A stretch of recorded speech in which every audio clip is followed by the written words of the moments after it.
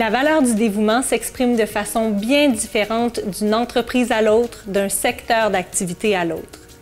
L'ensemble des gestionnaires que nous avons rencontrés dans le cadre de ce MOOC ont mis en évidence comment le dévouement et ses déclinaisons sont une valeur centrale du management responsable. Les valeurs des Augustines, c'est celle de la compassion, c'est celle du bien-être pour l'autre, de la présence à l'autre, de la bienveillance, du respect. Et c'est certain que pour nous, ça fait partie du patrimoine social. Donc, il est très important pour nous de perpétuer ces valeurs-là à travers nos employés, pour les clients. C'est un défi quand même de dire, bien, comment on perpétue ces valeurs-là? On a une chance inouïe d'avoir ce que j'appelle affectueusement nos artefacts vivants, donc nos chairs religieuses. Il nous en reste quelques-unes qui viennent tous les jours puisqu'elles vivent tout à côté et elles traversent tous les jours pour aller au cœur. Donc, on les voit et elles ont toujours prêché par leur exemple. Et donc, pour nous, c'est un modèle. Ça nous rappelle tout le temps, ça nous remet tout le temps dans le contexte de leurs valeurs. Et parmi nous, on se le rappelle souvent. Donc, pour nous, c'est vraiment un modèle et on se rappelle ça en réunion ou encore, on essaie d'inviter une Augustine des fois pour leur parler. C'est vraiment des choses qu'on doit se rappeler au quotidien, mais c'est tellement important parce que, comme je dis, ça fait partie du patrimoine social. Le patrimoine social, c'est vraiment qui on est et c'est le savoir-être. Donc, ça se perpétue par le savoir-être de chacun de nous et c'est fort important.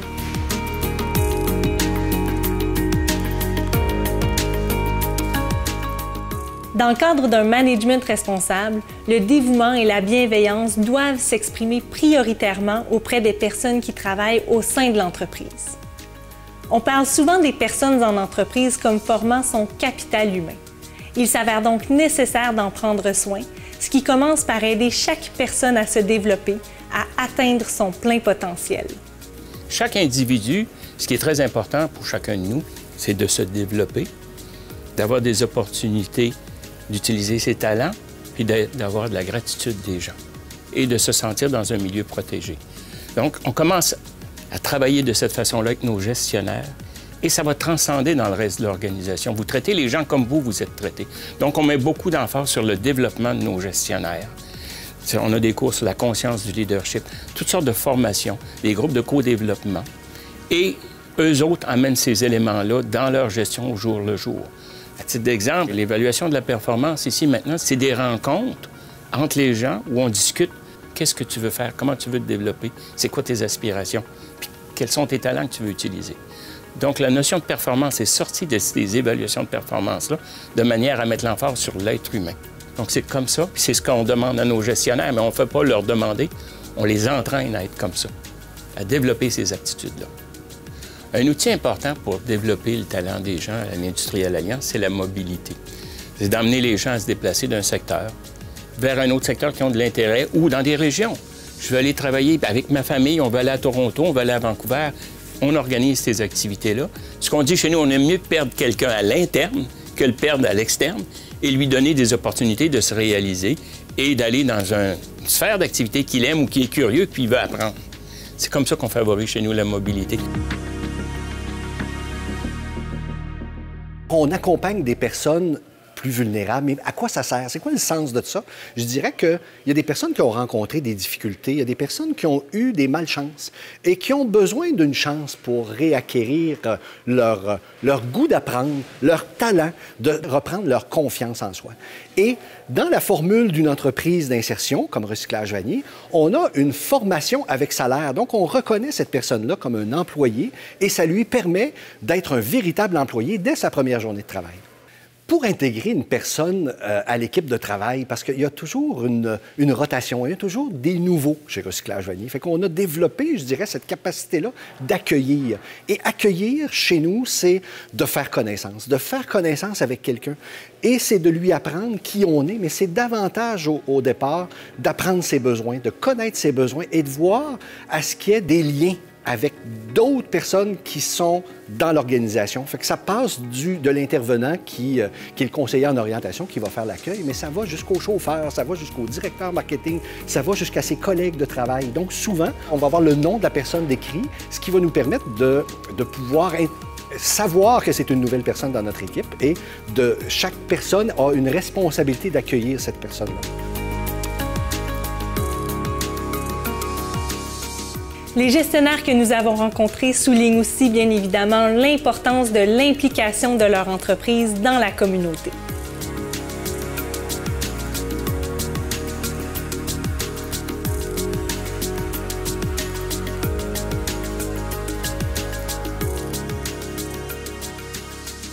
Assurer la pérennité et le développement d'une culture d'implication dans la communauté, ça commence par la haute direction.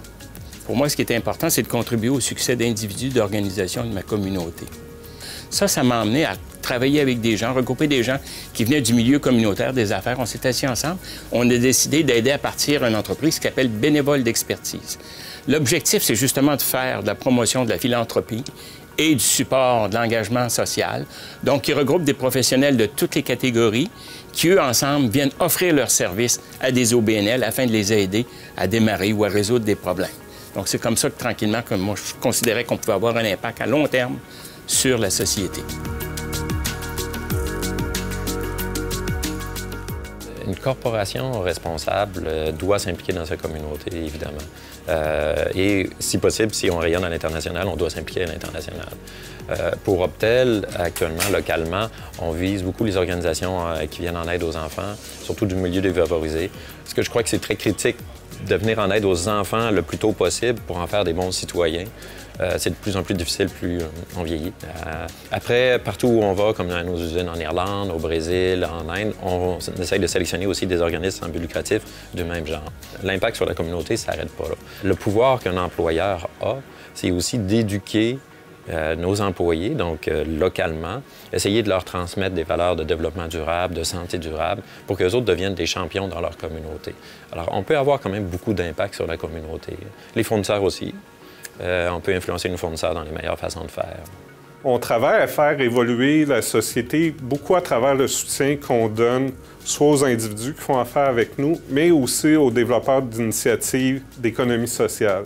En misant sur leur mission, indirectement, on contribue à faire évoluer la société. Exemple, on travaille avec un groupe environnemental, un groupe militant. Si on trouve une façon de les aider dans la réalisation de leur mission, on fait indirectement avancer la question environnementale.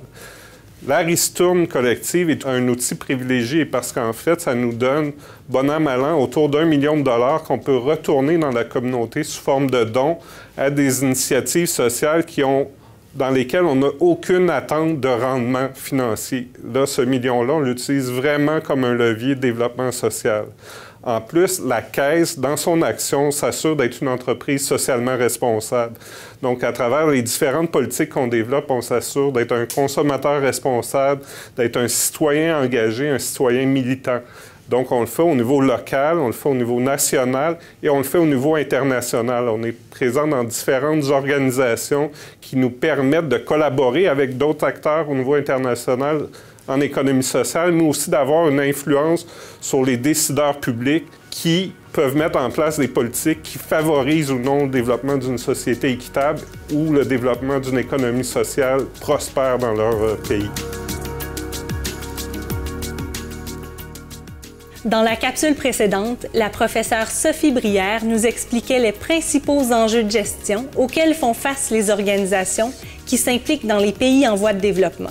Dans les prochaines minutes, Richard Lacasse, directeur général de Socodevi, une organisation qui évolue dans le domaine du développement international depuis plus de 30 ans, nous explique comment il s'engage auprès des, mais surtout avec les populations qu'elle cherche à aider.